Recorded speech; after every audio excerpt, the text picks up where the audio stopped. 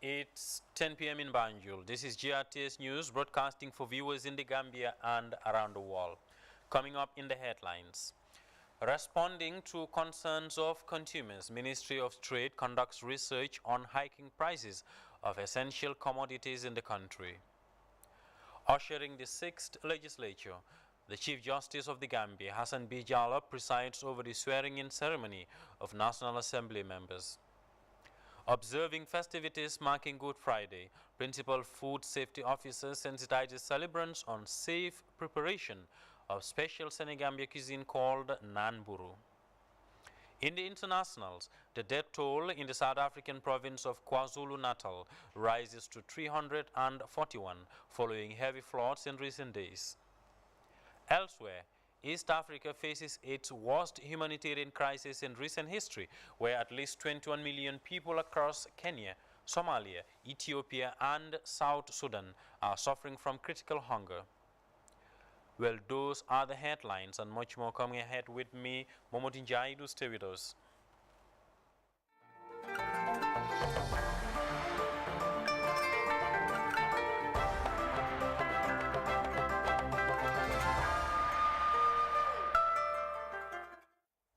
We begin this bulletin with legislative matters where the Chief Justice of the Gambia, Hassan B. Jallow, presided over the swearing-in ceremony of National Assembly members, ushering the 6th legislature of the National Assembly.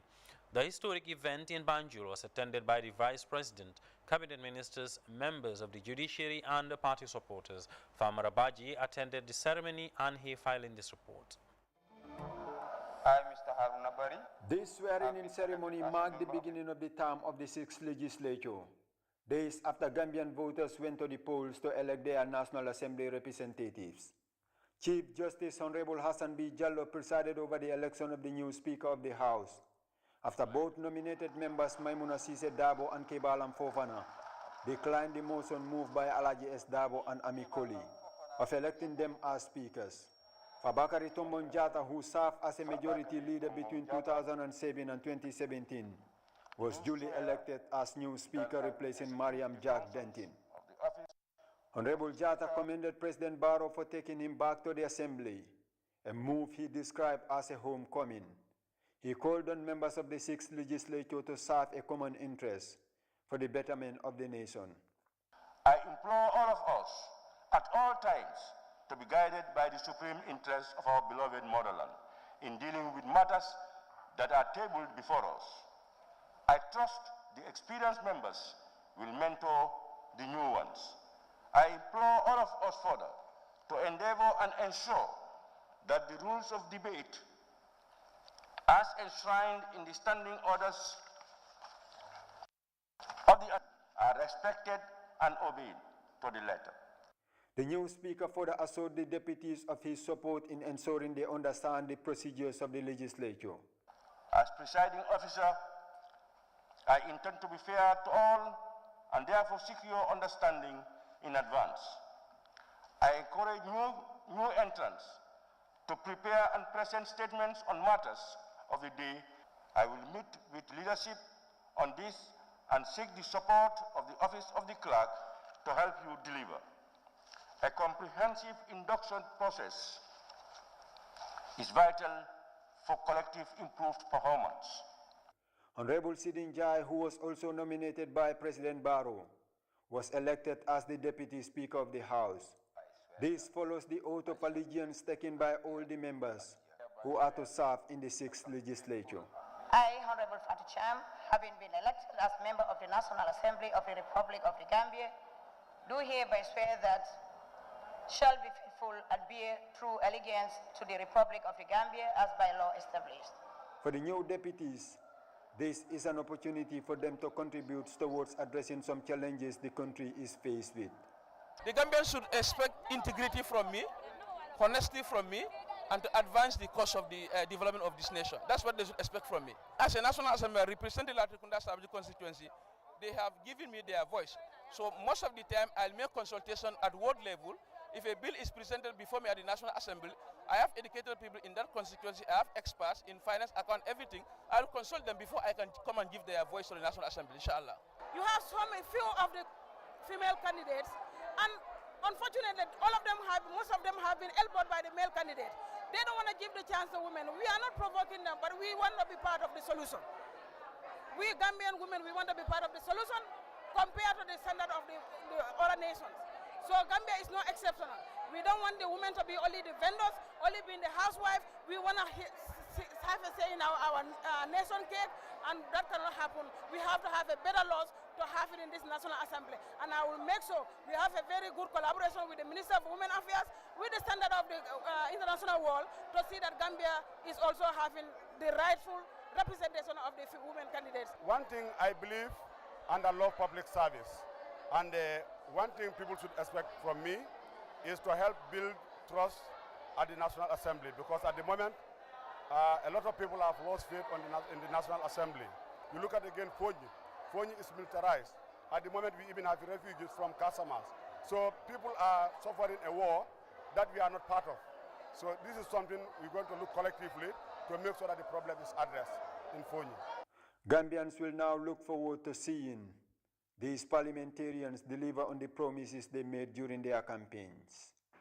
Farmer Abaji, GRTS News. And now to a press release from the Governor of the Central Bank of the Gambia, and it reads: The Central Bank of the Gambia is in receipt of correspondence from Standard Chartered Bank Gambia Limited conveying Standard Chartered Bank Group's decision to divest their business interests in the Gambia. This is in line with the group's new business model and strategic repositioning, which requires divestiture from a number of African countries, including the Gambia and a few countries in the Middle East. The group is in negotiation with potential investors to buy its shares in Standard Chartered Bank Gambia Limited. The divestiture will not impact the operators of Standard Chartered Bank Gambia Limited, as the bank will continue to operate normally. The Central Bank of the Gambia hereby assures its customers and the public that Standard Chartered Bank Gambia is a well-managed, highly liquid and well-capitalized bank, which will continue its normal operations in full compliance with the Central Bank of the Gambia's regulatory requirements.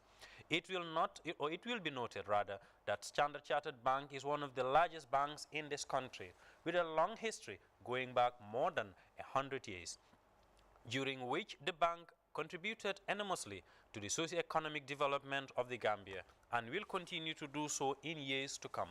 The bank's customers and the public are hereby urged to be mindful of messages going around in the social media regarding the divestiture process, details of which are hereby clarified, informing customers and the public that Standard Chartered Bank Gambia Limited will continue to operate normally. The release ends. The Directorate of Trade under the Ministry of Trade says hike in prices of essential commodities does not come as a shock to the Gambia alone. Osman Bojang made these remarks during an interview with GRTS, where he further highlighted his ministry's resolve in conducting extensive research on the situation, as well as come up with measures to ensure a fair balance between wholesalers, retailers, and consumers. Here's an excerpt. Observing in the market is a kind of direct effects of the global issues that we had after the advent of the COVID pandemic way back in 2020. As a ministry, we collect information on prices of essential commodities and also the stocks level of essential commodities, just to be sure that we are safe in terms of stocks, and then we can able to monitor how prices are behaving. We do this on weekly basis, and then we share these reports with cabinet and for ministers' information also.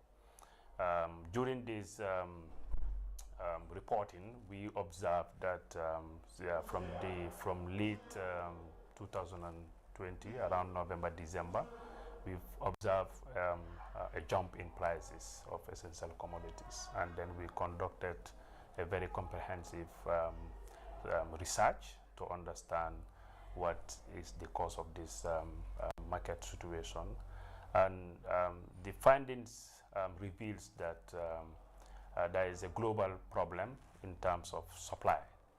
So there is a global supply disruptions, as a result of the COVID pandemic. I think people need to understand how does the COVID in fact, play a role in the global supply disruption.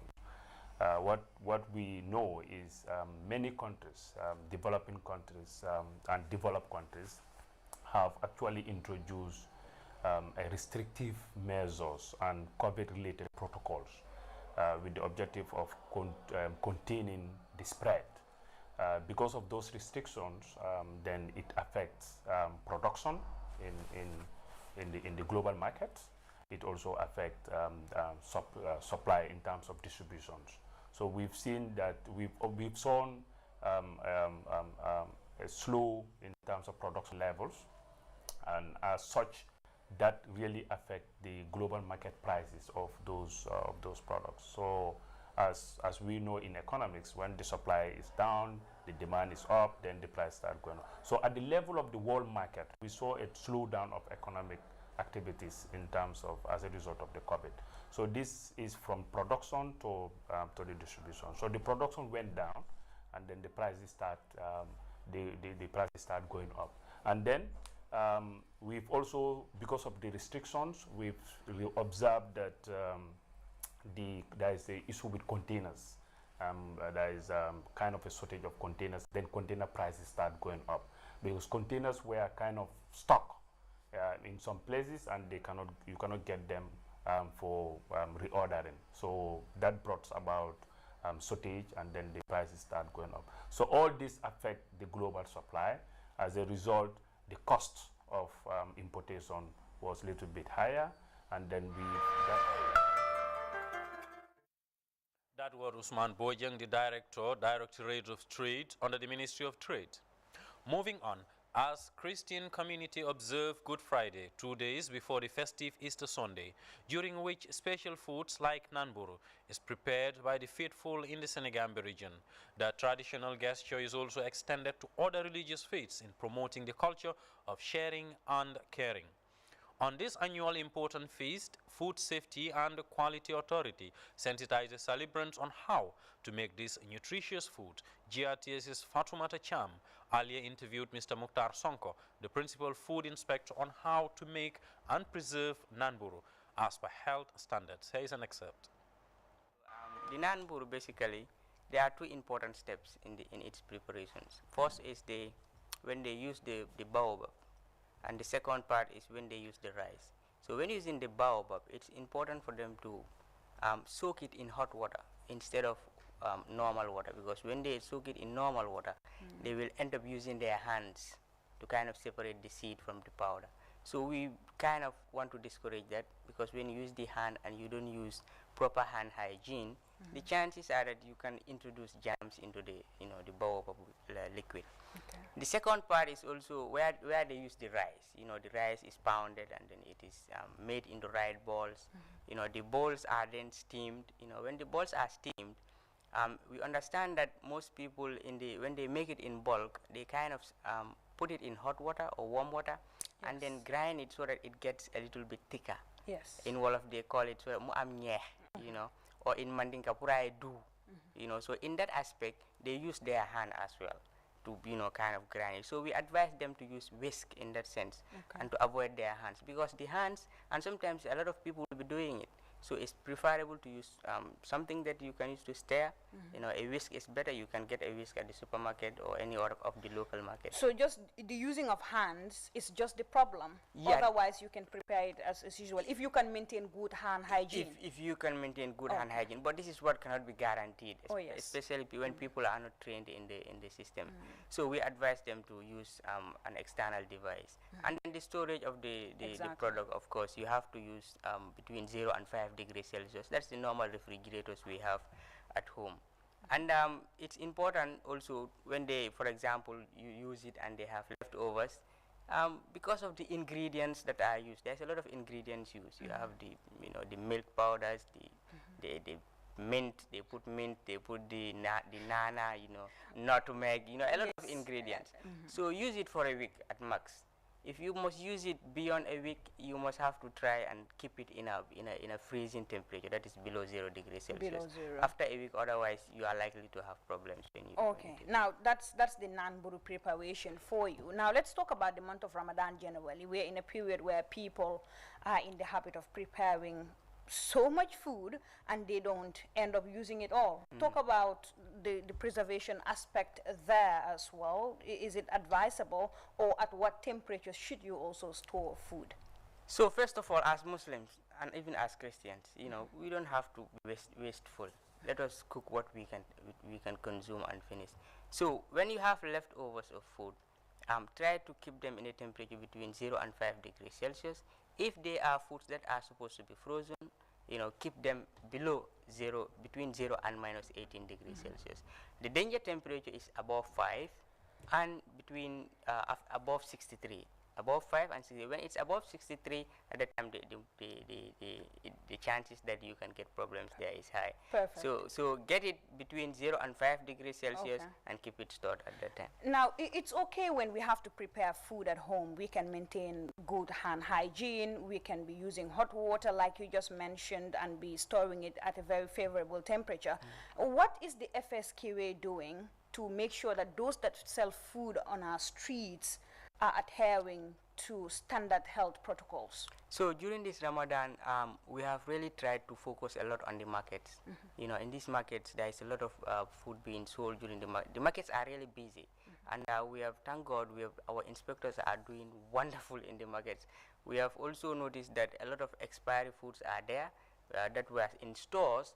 The business people will just bring them out and mix them with the good ones, especially the pastas, you know, and we've also noticed a lot of expiry juices. So we advise customers to be careful when buying those. We are really enforcing, and some of them are already caught, you know, and penalties are being, we're trying to see how to punish those people that we are. So that's important for people to watch out. So that was Mr. Mukhtar Sonko, Principal Food Inspector, Food Safety and Quality Authority. Away from that, Al Burhan Foundation recently donated Ramadan food items to internally displaced people in the community of Fonyi Bajagar and Kampant in the West Coast region. Khadija Tujalo reports.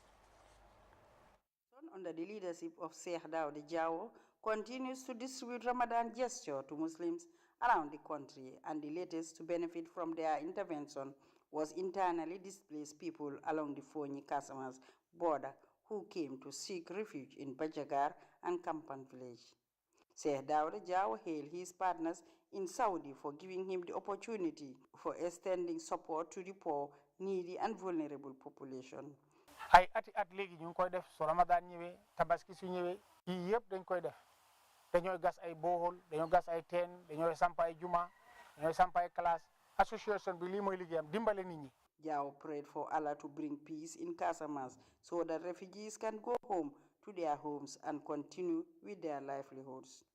The Alcalo of Bajagar and Kampan village and other beneficiaries took turns to thank Al Burhan Foundation for coming to their aid. The refugee Ibrahima Bojang, who is the Alcalo of Berlin village, explained the challenges they face on cattle they left behind. Andu bengo me fatanti fanna sati wala ta fo be mo kilin doro ngawle nyimije ba wo do to ma nyimi no Allahu akbar so nga tara e fatale lol fa ngo laftani nga sama nga fay kolo ngoto awaladna mbali jayla alla de maroni. Officials of Al Burhan Foundation has called on Muslims to pray for Allah to abundantly bring peace and stability in the Casamance region and the world at large. Khadijatu Jallow reporting for GRTS News. Of sharing and caring, because philanthropist Modu Turodabo, the brainchild behind Vision Development Foundation, has donated thousands of bags of sugar to help the needy people meet their Ramadan expenses. Louis Mendy reports on the delivery ceremony, which took place on Friday.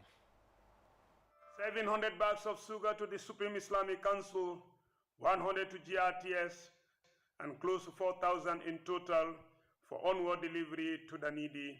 The Vision Development Foundation has upped its support to the less privileged, once again demonstrating its stance on the Islamic principle of caring and sharing, particularly during Ramadan.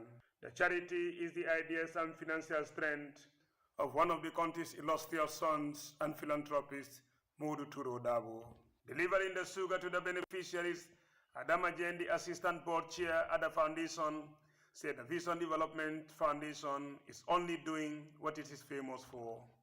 Modu Dabo is the single founder of this organization, of this gesture. And then we really want to thank him very much for what he does every year and appeal to all the others to also try and follow, because too many hands will make work light. This is the first public distribution of this year's Ramadan gifts by the Vision Development Foundation. The house-to-house distribution has been ongoing since the beginning of Ramadan some 2 weeks ago. Jeng explained. Community level, poor people are being given at household level.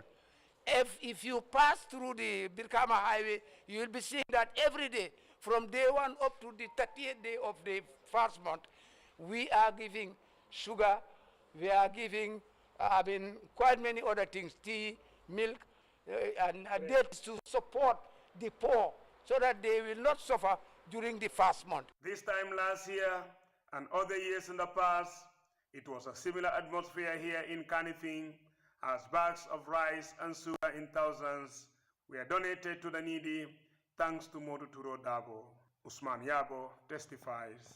The only organizations that would give food to the Gambians was CRS, Red Cross. CRS was giving food to lactated women who are pregnant and they don't have enough good diet. CRS was giving them food. Red Cross was giving where there are emergencies. Later, Turo took over this, and he was going to house, family by family, giving it out. Eventually, he turned to during the first month, when he invited people, particularly women and children, at his headquarters and giving them food for breaking their fights. Now, it has gone well beyond that. Organizations do benefit, individuals do benefit, and not only rice or sugar, but during Toboski, some mosques are giving animals. Go replenish your pocket. The words of Ustaz Jeju, the second vice president at the Supreme Islamic Council, Tuturo Dabo, speaking on behalf of the beneficiaries. Heavily reward await those who serve humanity. Ustaz Ibrahim Jeju preaches, encouraging Gambians with the financial muscle to emulate the service of Modu Turo Dabo. For Fatu Saho of Tanding and others, Turo is simply a blessing to society. Louis Mendy, GRTS. Distributed food items to over 300 people in Yundum as part of its ongoing Ramadan donation. The beneficiaries, mainly women, received rice, cooking oil, and onion. Momodu S. Jallo reports. In another show of kindness, Taiba Charity Center, a leading philanthropic organization, has reached out to needy Muslims during the holy month of Ramadan. The beneficiaries of the center's latest generosities were the people of Yundum and surroundings who received food items including rice, cooking oil, and onion to supplement their feeding in the holy month. The newly elected National Assembly member for Bundung, Honorable Suleiman Jame, who doubled as the spokesperson of the Taiba Charity Center, described the annual Ramadan donation as one of many humanitarian support provided by the center. Taiba Charity Center is an organization that is formed since 2010, and we normally engage into so many development activities just to complement government effort, because all the development that we are doing or that we have done already is just geared towards complementing the general effort of the government, because in the area of health, we intervene in health, religion, livelihood. The people who are giving us this thing, they don't know us, but it's through this Taiba Charity Center and through us, this thing is here. So we are appealing to the families, let them put this thing into good use. The purpose of giving this is for us to at least feed ourselves during this holy month of Ramadan.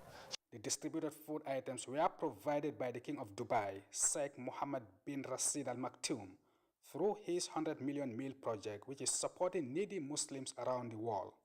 And the president of Taiba Charity Center, Haruna Kamra, thanked the ruler of Dubai for his generosity.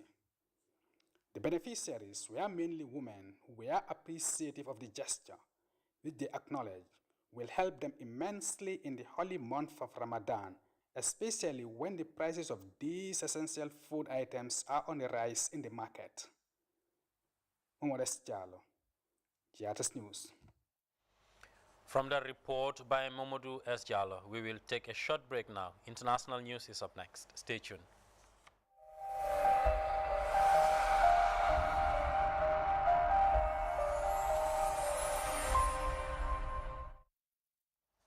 In the internationals, the death toll in the South African province of KwaZulu-Natal has risen to 341 following heavy floods in recent days. The search for missing persons continues. President Cyril Ramaphosa has visited affected areas and vowed an effective response by government. Ramaphosa has blamed the rains, which weather forecasters have described as the heaviest in 60 years, on climate change. Residents in KwaZulu-Natal are counting their losses, as Keo Mwanzono reports. In the KwaZulu-Natal province in South Africa, people are stranded. Their homes have been washed away and their kins gone. It follows heavy rains that have caused floods and landslides. In 30 minutes, water was flowing very fast. I started running away, but water was filling up my room, and then the walls fell down. I can't even rebuild my house because that water is still too much. I am scared. Somebody came to me, asked for the help. When I wake up, I found these people. Some of them, there was carrying children out of the rains. Some of them, they was crying about there is stuff like beds and TVs, all that was going with the water. No, there's no enough space. There's no enough space. This community hall is too small for them. The South African government has stepped up recovery operations. The National Police Force deployed 300 extra officers to the region, while the Air Force sent planes to help with the rescue efforts. In the meantime, citizens have been urged to evacuate to higher ground and stay safe by avoiding flooded roads and bridges. A flood warning has been issued for the neighboring province of Eastern Cape. Chamhono, CGTN. East Africa is facing its worst humanitarian crisis in recent history. At least 21 million people across Kenya, Somalia, Ethiopia, and South Sudan are suffering from critical hunger. According to relief agencies, 44 million people are in dire need of humanitarian assistance. CGTN's Daniel Arap Moy reports. I've never seen such a drought. Animals died. We seriously need support and people who can help us. We don't even have something to cook for our families. We have almost nothing. Zainab Sirowe's words and the emotion they carry are not lost on a group of UN officials listening to her under a tree. The officials are here to assess the humanitarian situation in Somalia. Their main mission is to highlight the dire state in which millions of people find themselves. These people are looking at the threat of famine in the face. Conflict, flooding, and the worst drought in 40 years have pushed people to the brink. Funding's everything. I mean, we have the expertise, we have the people, we have the communities who do it for themselves, but what they need are the supply. The escalating conflict in Ukraine has also led to a rise in food prices across the region, adding even more pressure. I know that the world is very much occupied by Ukraine, but human suffering is human suffering, no matter whether in Europe or Asia or Africa. And here we have to uplift, to live to our moral values. And our moral values, humanity matters. The outlook in East Africa remains grim, with more people being displaced and seeking aid. We cannot really overemphasize the fact that the drought situation is getting worse, and we're actually moving from a drought response now into a prevention of famine. So it is getting more intense, it is getting more severe, it's getting more acute. And of course, all of the indicators are that this situation will get a little bit more severe because, one, we are expecting probably the fourth failed rain season. The UN says it's working with governments and humanitarian partners in the region to help those in need. The United Nations is expected to hold a high-level meeting in Geneva later this month to address the situation of famine in the region. Daniel Arap Moi, CGTN, Nairobi, Kenya. Innovative approach driven by our shared humanitarian impulse and made possible by Brexit freedoms will provide safe and legal routes for asylum while disrupting the business model of the gangs, said UK Prime Minister Boris Johnson while making comments on UK's immigration laws. Details in this CGTN report. The UK Home Secretary arrived in Kigali and immediately set to work finalising the announcement that some asylum seekers crossing the Channel to the UK will now face a one-way ticket to Rwanda under new government immigration plans. The UK has been struggling with rising numbers crossing the Channel and is pitching this plan as a way of putting off the smuggling gangs, targeting economic migrants as opposed to genuine refugees, and tackling anti-immigration political pressure. Our new migration and economic development partnership will mean that anyone entering the UK illegally, as well as those who have arrived illegally since January the 1st, may now be relocated to Rwanda. This innovative approach, driven by our shared humanitarian impulse and made possible by Brexit freedoms, will provide safe and legal routes for asylum while disrupting the business model of the gangs. The government in Kigali has been negotiating for some time, and the government hopes this is the start of a wider programme. This is part of the United Kingdom's new plan for immigration to control our borders, protect our communities, stop dangerous illegal migration, help the world's most desperate people, and welcome international talents to the UK. Under the proposal, the Rwandan government would take responsibility for the migrants and put them through an asylum process with a view to settlement in country. The government says Rwanda is one of the safest states in the world. Labour says this is all about avoiding talk of Downing Street parties. I think this is not about tackling the small boats issue. This is about tackling the government's own sinking boat issue. The idea of offshore camps abroad is not new. Following an Australian example, the UK government has looked at Albania, Ascension Island, Ghana and Gibraltar, but all have fallen through. UN representatives and NGOs have already called the plans cruel and nasty. We have years of evidence from Australia about precisely this policy measure, which has done nothing to stop people coming to Australia seeking asylum, has inflicted a huge amount of cruelty on a relatively small number of people, basically imprisoned for years and years. About 28,500 people made the perilous journey last year. In November alone, 27 drowned. According to the Home Office, 9 out of 10 making the journey were male, 7 out of 10 were single, but many of them, of course, are children. It currently costs the government $4.5 million a day to house about 25,000 asylum seekers. The initial payment to Rwanda would be about $170 million. That's it for now, but a quick look at our top stories once again. Responding to concerns of consumers, Ministry of Trade is conducting research on hiking prices of essential commodities in the country. Ushering the 6th Legislative, the Chief Justice Hassan B. Jallow has presided over the swearing-in ceremony of National Assembly members.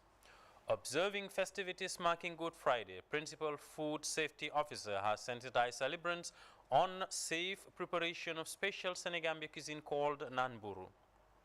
In the internationals, the death toll in the South African province of KwaZulu-Natal has risen to 341 following heavy floods in recent days. Elsewhere, East Africa is facing its worst humanitarian crisis in recent history, where at least 21 million people across Kenya, Somalia, Ethiopia, and South Sudan are suffering from critical hunger. That's it for this edition of the news at 2200 hours. Until then, thanks for the pleasure of your company. Stay tuned to GRTS and enjoy the rest of our interesting programs.